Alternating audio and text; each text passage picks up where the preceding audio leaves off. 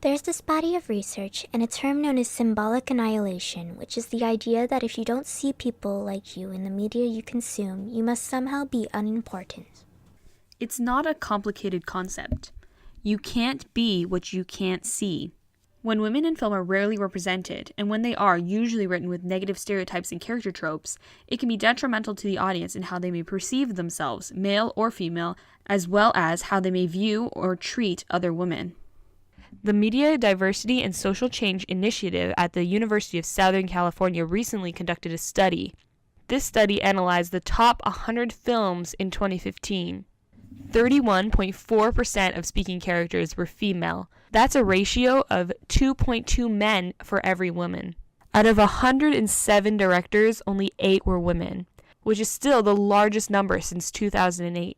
There were only 3 films featuring a female lead or co-lead from an underrepresented racial or ethnic group, none of which were Asian, male or female. Females are 3 times as likely as men to be shown in sexually revealing clothing or nude. In the 877 films studied over 8 years, there were only 12 total female composers found, only 1 in 2015. The representation of female characters in action movies has proved difficult over the years, to say the least. There are very few female-driven action movies to begin with, and even fewer still where female characters have actual agency over the movie's plot. Sadly, it's still very common for women to be the passive party of the story. Try googling highest grossing films and go to Wikipedia. It's really interesting to take a look at the movies that appear on the list. Just consider the first 20 titles. Only 4 of them are not action movies or an action subgenre. When women do appear in the action genre as carriers of an active role, either as protagonists or antagonists, they can fall into an array of possible templates with remarkably little variation. The biggest, most hard-to-die trope for women in action remains the sexualized fighter, the most common kind of female lead. The main feature of this heroine is her bendy and graceful, ballet-like fighting technique. These female warriors' fight choreographies are designed to put the actresses' bodies on full display. They are molded to show off legs, flexibility, and beauty. And it's no coincidence that these characters almost always wear tight leather suits. These women are hyper-feminine, and they often use their beauty as a weapon. Sorry to keep letting you down. Like, no matter how schlumpy the guy, it's always just kind of a given that he can't be a leading man without a gorgeous love interest. The femjet picture. This term, which I always apply pejoratively, stands for females in jeopardy, or women who spend the entire duration of a film either crying or bravely not crying. The female badass as automatic feminist icon. I'm thinking of James Cameron as I say this, who gets a lot of credit for being a feminist simply because all of his female characters aren't afraid to kick ass and take names. Get away from her, you bitch!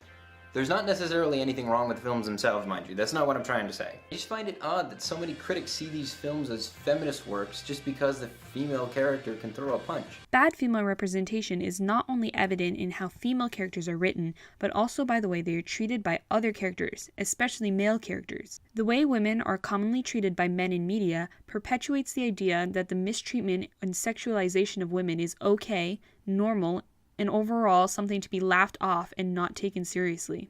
This, especially in situations where the targeted female is a love interest, encourages the idea that women don't actually mean what they say and secretly want to be persistently pursued by a man. This can also normalize manipulative behavior in toxic relationships. Born sexy yesterday. She has the mind of a naive, yet highly skilled child, but in the body of a mature, sexualized woman. She also serves as our hero's love interest. Like most things in Hollywood, Born Sexy Yesterday is written for men. And ultimately, it's a relationship trope. 5'9", blue eyes, long legs, great skin. You know, perfect. So that means we need to talk about the other side of the equation, the male heroes. And here's where we start to see how the trope is constructed as a male fantasy.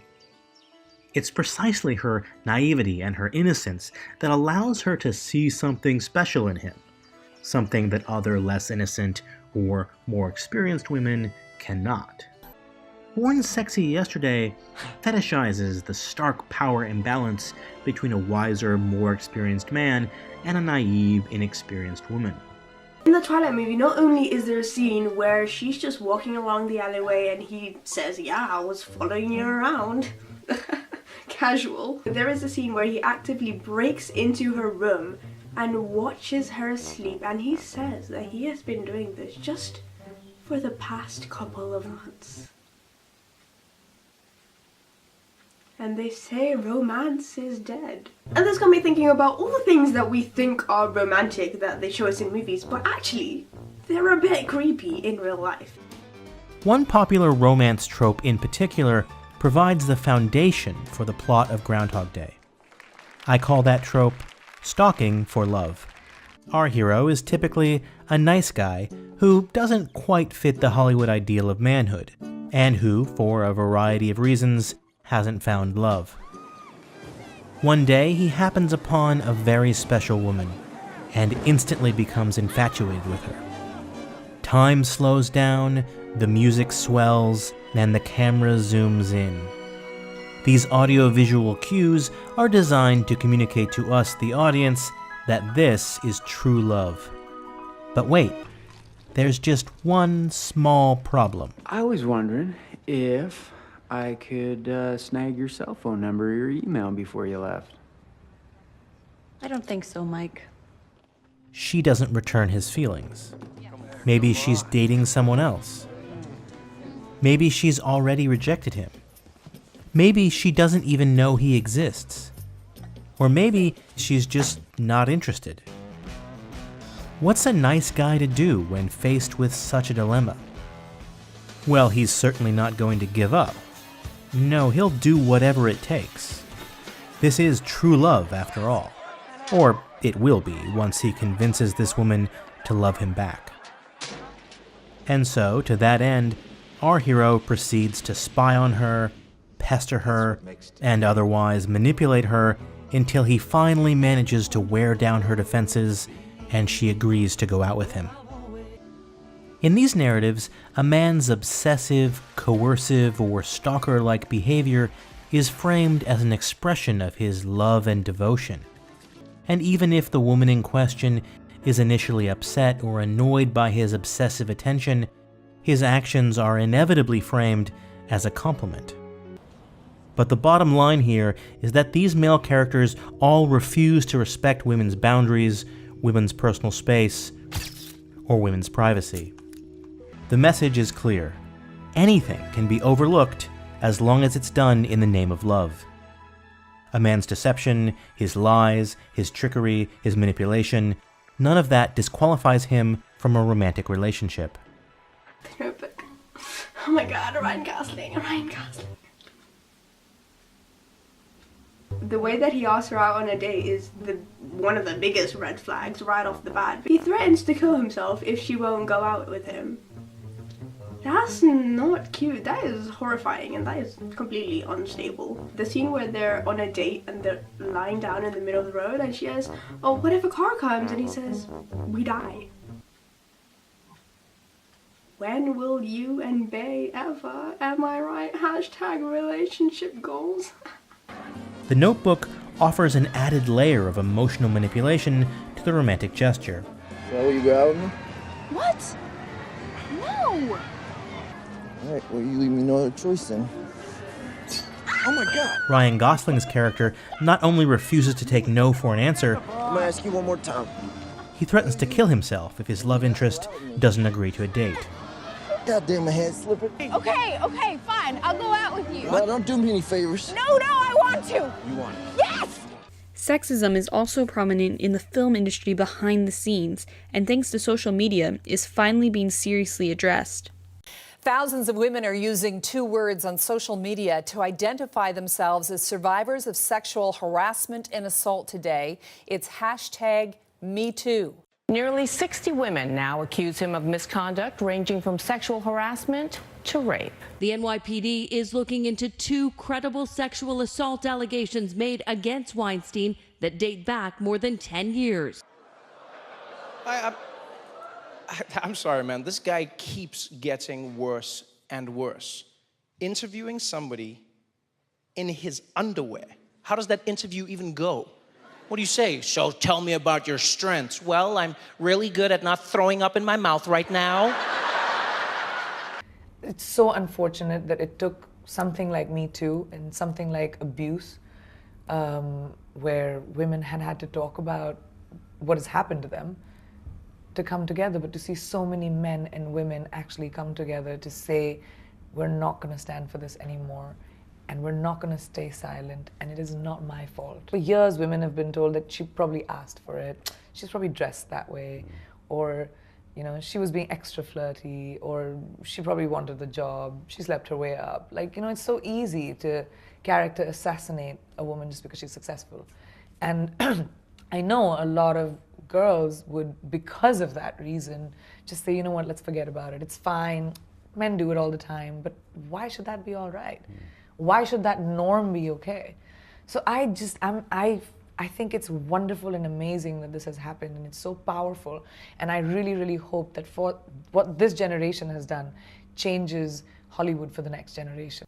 According to an article on Vanity Fair, in 2017, the highest paid actor was Mark Wahlberg, earning $68 million, while the highest paid actress, Emma Stone, made $26 million in comparison. Wahlberg also was revealed by USA Today to have made $1.5 million for All the Money in the World reshoots, while his co-star, Michelle Williams, made less than $1,000. Not only that, but also made significantly more than Williams from their full salary for the Ridley Scott film, him earning $5 million to her $625,000. The gap is reflective not only of ongoing issues in Hollywood, but also of Wahlberg's reputation as a tough negotiator, a reputation that few actresses in Hollywood get to boast, lest they be labeled difficult.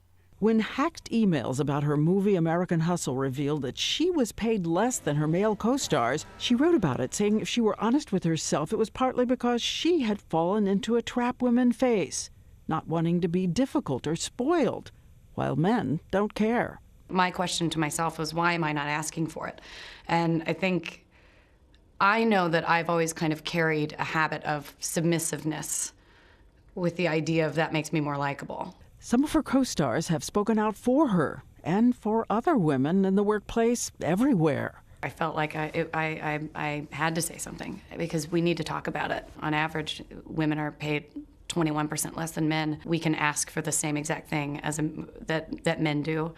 And we do face the reality that we do get judged more. It's just something that is intrinsic, and I would love to see change. This is an important time to support female-led movies and speak up over social media. Use your voice. Let the film industry know that the mistreatment of women is something that we won't tolerate any longer, and movies can still be successful even with a well-written, diverse cast. Everyone's attributing this to the Harvey Weinstein thing, but I think it started happening before, you know, like when women have started writing their own parts, women have started coming together and saying, you know what, if there's not a good part for me, I'm just gonna write it. There is such a freedom and power to that. To see like women come together and partner together in entertainment, writers, female directors, female technicians, not enough. I mean, think about it, we've just about had our first, you know, Patty Jenkins and Wonder Woman, which is our first woman-centric giant movie, which did well. So yes, there are leaps and bounds where we have to go. There's a long way, but it's a great time for females to dig their feet in and say that we're not going to settle anymore.